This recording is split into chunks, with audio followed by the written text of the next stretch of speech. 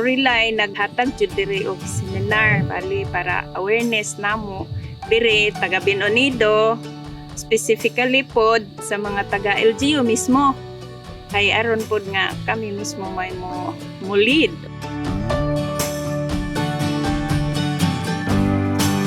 The municipality of Dagatay has already implemented having a solar system, street lights.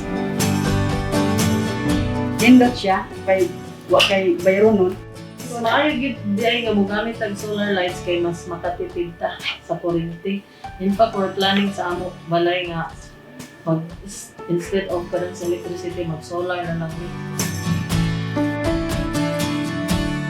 Nindot ang renewable energy nga magkuha rata sa kinaiyahan lang gyud aron nga maminos ang maumon jud na kasagaran na hitabo pollution nakadaot na jud sa atong environment.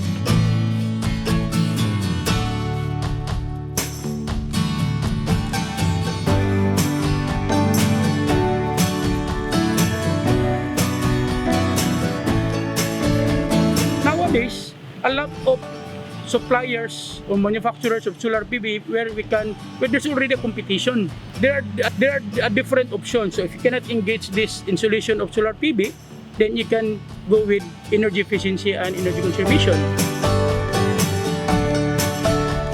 When we say energy efficiency, is more on utilizing energy efficient machines. Whereas for energy conservation, is more on individual attitude, likewise the habits of conserving this energy.